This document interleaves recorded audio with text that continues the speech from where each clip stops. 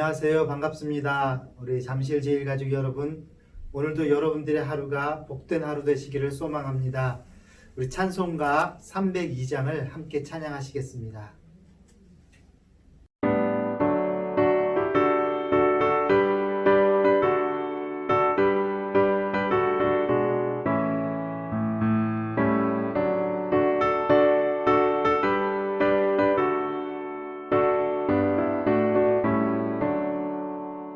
내 주 하나님 넓고 큰 은혜는 저 큰 바다보다 깊다.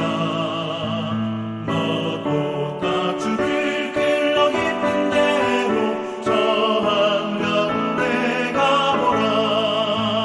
언덕을 따라서 창가에 배 띄워 내 주 예수 은혜의 바다로 내 맘껏 져가라. 왜 너 인생은 언제나 거기서 저 큰 바다 물결 보고 그 밑 모르는 깊은 바다 속을 한번 헤아려 안보나.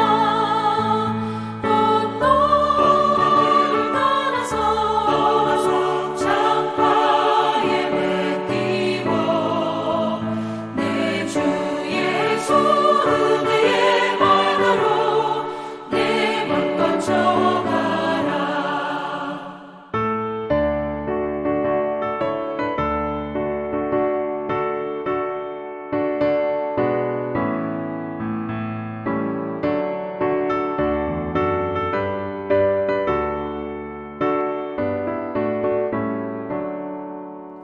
많은 사람이 얕은 물가에서 저 큰 바다 가려다가 찰싹거리는 작은 파도 보고 마음 약하여 못 가네. 언덕을 따라서 창가에 배 띄워 내 주 예수 은혜의 바다로 내 맘껏 져가라. 자고 가거라 이제 곧 가거라 저 큰 은혜 바다 향해. 자고 내 너를 저 깊은 데로 가라 망망한 바다로. 언덕을 따라서 창가에 배 띄워 내 주 예수 은혜의 바다로 내 맘껏 져가라.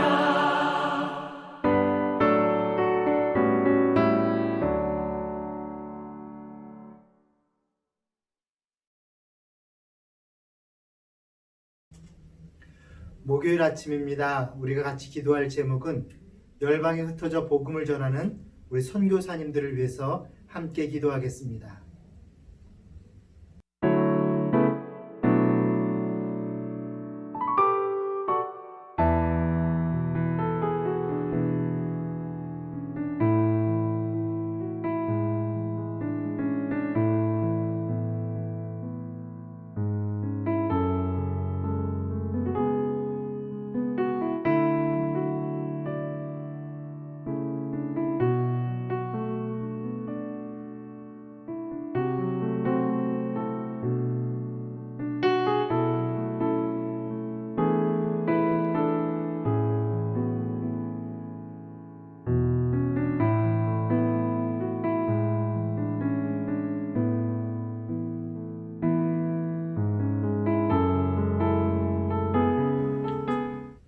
하나님의 말씀입니다. 에베소서 6장 24절 말씀, 우리 한 목소리로 봉독할까요? 같이 읽겠습니다.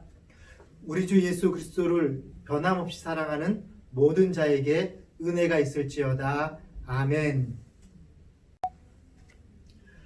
지금까지 우리는 바울의 축복 기도의 세 가지 핵심어 중에서 평강과 사랑에 대하여 묵상을 했습니다. 자, 그러면서 평강과 성령의 교통하심이 내용적으로 완벽하게 일치하고 있다는 것과 또 사랑을 믿음으로 참여한 사랑이라고 풀이하는 이 사도 바울의 의도가 무엇인지를 살펴보았습니다. 자, 이제 마지막으로 세 번째 핵심어인 은혜에 대하여 묵상함으로써 지금까지 에베소서의 강해를 마무리하려고 합니다.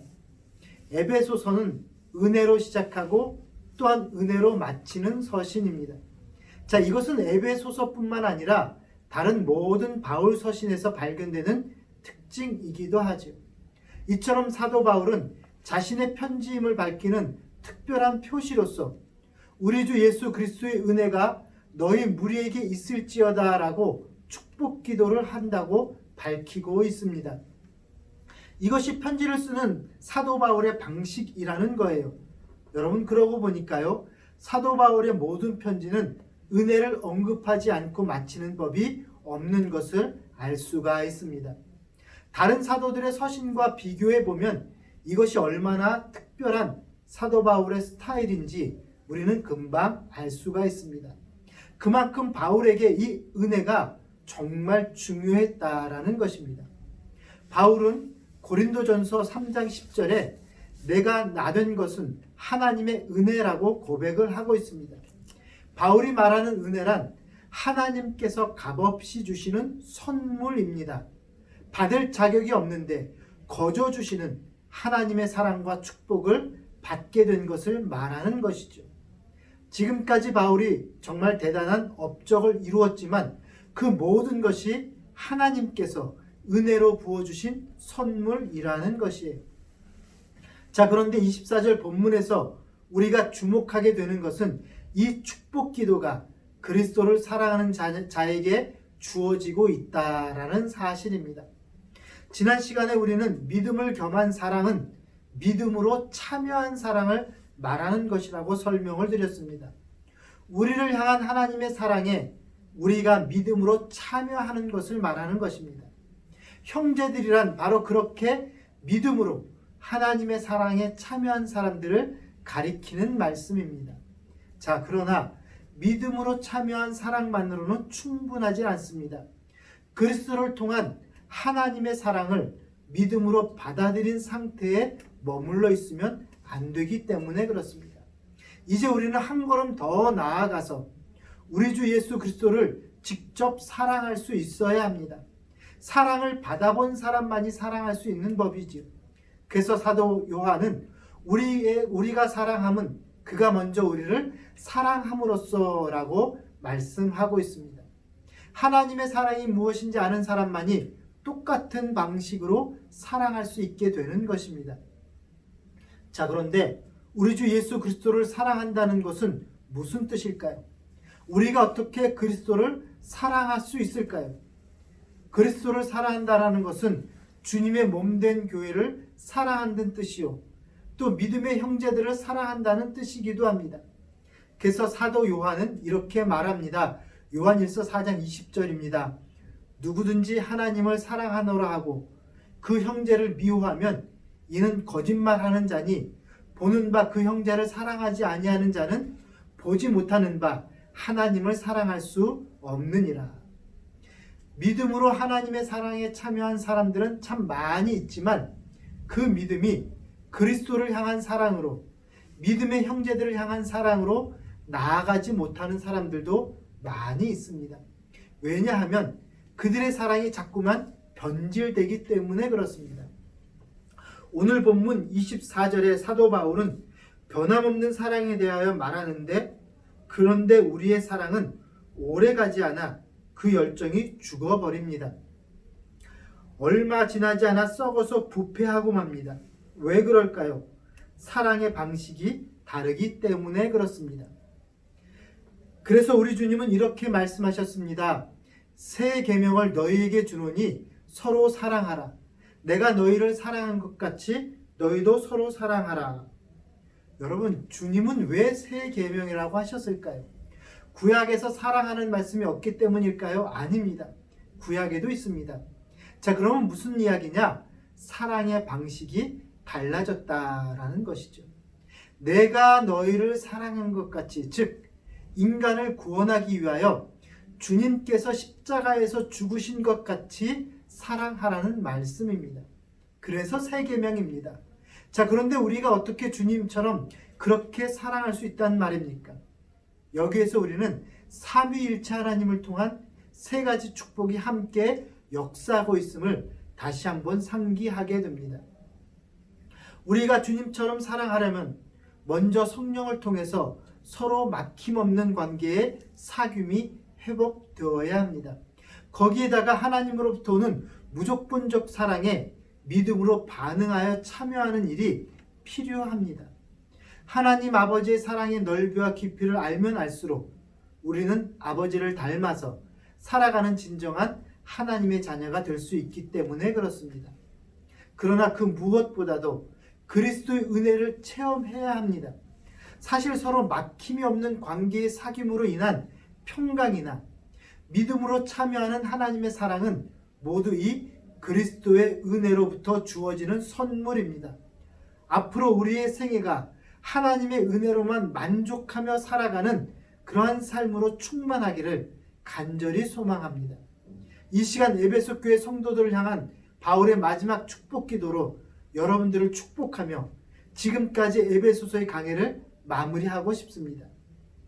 우리 주 예수 그리스도를 변함없이 사랑하는 모든 자에게 은혜가 있을지어다. 아멘. 기도하겠습니다. 날마다 선하심과 인자하심으로 우리를 인도하여 주시는 하나님 아버지, 오늘도 우리가 주님 품 안에 있으므로 우리의 영혼을 안전하게 하시고 평화를 누리게 하여 주옵소서. 세상이 악하여 우리가 살아가는 길이 쉽지 않지만 하나님께서 우리의 주님이 되시기에 오늘도 힘찬 발걸음으로 하루를 시작하게 하여 주옵소서. 하나님, 우리가 이 세상의 유행과 허영, 잘못된 풍조들에 휩쓸려 살아가는 일이 없게 하시고 사람들에게 보이려는 체면으로부터 자유롭게 하시옵시며 위장이나 위선으로 자신을 가리기보다는 투명한 나의 모습으로 순수하게 살아갈 수 있는 넉넉한 마음을 주옵소서. 무엇을 입고 다니느냐, 무엇을 들고 다니느냐와 같은 참으로 부차적인 것들에 신경을 쓰느라 값진 시간을 낭비하지 않게 하여 주시고 남의 눈치를 보면서 힘들게 살기보다 자신의 부족함을 내어놓을 줄 아는 그런 사람들이 되게 하여 주옵소서.